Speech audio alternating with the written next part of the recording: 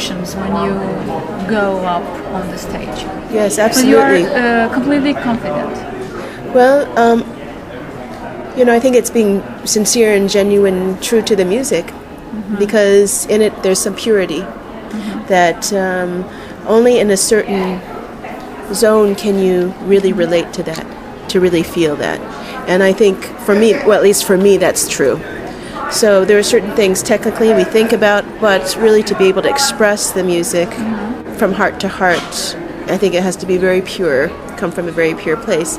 And then so the emotions, I do feel, genuinely feel when playing the music, what it evokes. Sometimes it does change, meaning that I won't play exactly the same each time, even if it's the same piece, same repertoire. It's more concern about the logistics, yeah. But as far as, when you're in the music, I mean, you have to be very focused. Are you controlling your emotions, your mind when you play? Well, it can be guided, but I wouldn't say that it's completely controlled, because once you completely control something, you lose control. Yes, you're right. How many times, how many hours are you practicing before going to the stage? Well, typically I like to be able to play the entire program beforehand, before playing, just to make sure all the keys on the piano are working, the pedals, everything. Yesterday I didn't have a complete chance to do so, but I had a good feeling of the piano and the acoustics because I had tried the piano right then, and it was just beautiful. The hall is beautiful. I could get a sense of the acoustics. So for me it was a great pleasure to play. Because there was no mistake, and I am amazed.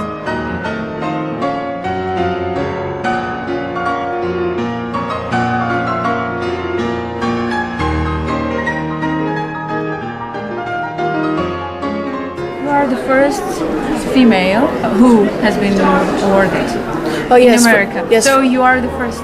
Yes, first female pianist, classical pianist, Right. of in America, to be awarded a Grammy.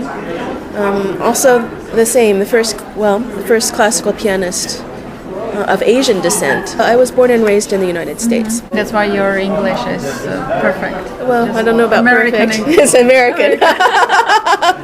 But I was born and raised in the United States. I've traveled quite a bit and studied quite a bit in Europe as well. You wanted to become a doctor, but you are now a doctor in music. To cure people? To cure people, to help cure people. And that's the main key, to be able to help humanity. It's not about what exact profession in the end. It's about being able to be productive and helpful to In your people. way. Yes, that's right. And whatever one can do. And I think that, in a way, is, as a child, what I was thinking as being a doctor, what a doctor symbolizes. A doctor symbolizes somebody who helps breathe life, cure, help, make something productive. And so I'm able to do that through music. Certainly I am very interested also in health and Anatomy, brain, yes, how it that's functions, right, psychology. exactly. So it's very important, the relationship between father and daughter. Are you your father's friend? Not only daughter, smart daughter, talented daughter. Oh, you're very kind. But certainly, Friend. certainly. And I think in many ways colleague. Do you advise him sometimes?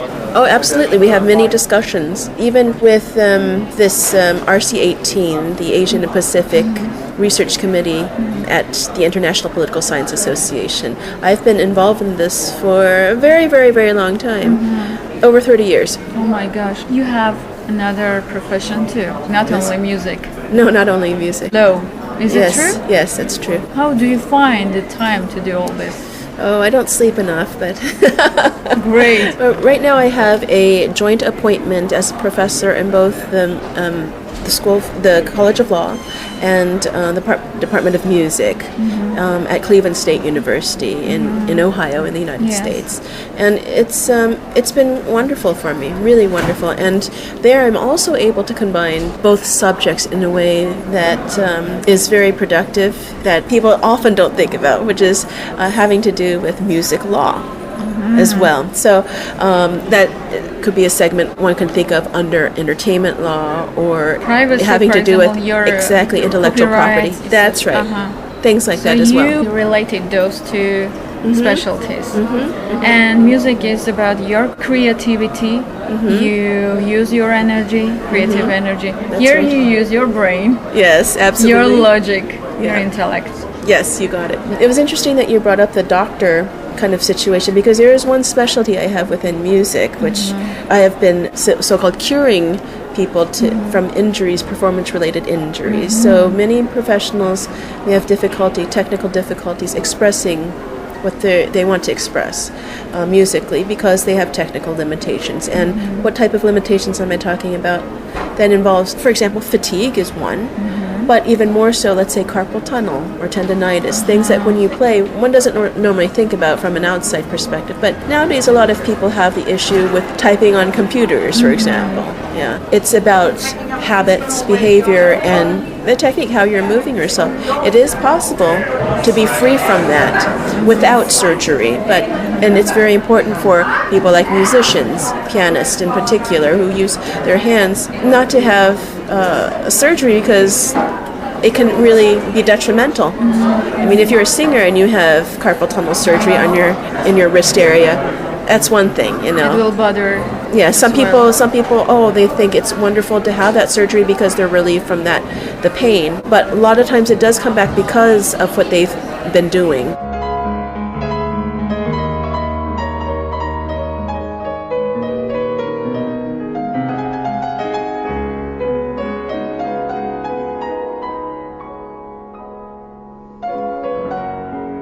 What about democracy? Because scholars are talking about democracy, but in reality, many people understand this term differently.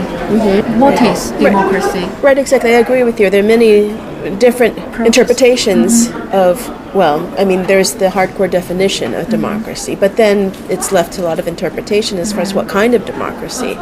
And so theoretically it's one thing, and it's very interesting to think about the possibilities. But in practice, any theory is theory, and in practice, it should be a living situation. So, for example, in the United States, we have the U.S. Constitution, which was 200 plus years ago. It was established, but it's very much a living document, subject to interpretation. So we have many things that seem to be rather open and vague, but even, for example, in U.S. law, a lot of things, like based on the way that it is in England as well, in the United Kingdom, it's a lot of things. It's subject to the local jurisdiction and interpretation on that culture and society. So even a standard of law might be what the ordinary person might consider. Is it this way or is it that way? So in that sense, you see, having even one interpretation of, okay, democracy, it'll work. Yes. It's hard to say, because it can mean several different things. Yes, and many people will understand that they are free to do what they want. But, with freedom comes responsibility. And that's what a lot of people don't realize, because there's a lot more discipline that's needed in order to really keep it going. People should firstly be educated, then talk about democracy. Absolutely, but see, that's the issue also, because sometimes I've seen issues where sometimes it's about popularity, not about being informed, and that's where the danger happens everywhere, and even outside democracy, right? In this regard, who must rule? Which is the solution? I think it's very important to have the discussion at the table so that people know of different opinions. What's dangerous is when you're not expressing your opinions and you do things that cause harm, and that doesn't just cause harm to other people, it causes harm to yourself for acting in let's say, a violent way, for example. It doesn't do the person who thinks that they're causing harm just to others any good, because really they're causing harm to themselves without realizing perhaps right away. So there is a lack of trust. Right, exactly. And then resentment builds up. And I think that is a major issue, because people might not think that they're fairly treated, at least having the open discussion. But it's very important that they have that ability or the platform to be able to express themselves in a way that's productive. And I think nowadays we see a lot of happenings in the world that we think, oh, it's just not right, it's destructive. There are many ways that we can address, that should be addressed, that it has not been addressed. What about women's rights? Again, when we talk about freedom and democracy, I think it's all very relative as far as what is freedom. Sometimes freedom could simply mean a choice. And sometimes it's a choice for some people to be in a certain situation, fortunately or unfortunately, but that is their choice. So what you and I might consider free, I can't speak to the women in Iran, but maybe they feel very free. Maybe they feel like, oh, they're free of the responsibility to do something in particular. When we say Europe, also I think it depends on the culture too, because sometimes one could be free on the surface of it, but in reality, and there might be some sort of glass ceiling that's happening, meaning they're free in general to do certain things, but maybe the pay isn't equal, maybe the ability to rise with recognition is not the same. So I think it's very important for women to really not feel limited at all, to have a great purpose in our universe, to be able to accomplish things. And there are different ways to accomplish things, and also different ways to recognize those accomplishments. Your advice to musicians? I think it's similar to everything that we do in academia as well, even political science, whatever it might be, law. Sometimes we're thinking about the technical details and not looking at the overall picture.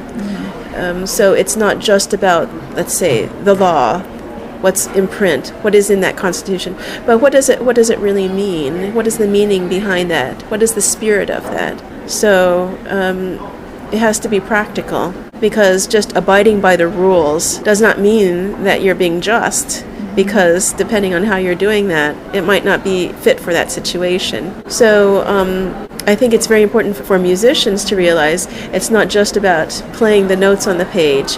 It's fascinating because we can play the exact same notes, have the same dynamics, the same rhythm, all that can be recognized, and it's like, yes, you follow the music, yeah, they're doing exactly what's printed on the page, but so many people have such different interpretations, you can still feel the differences.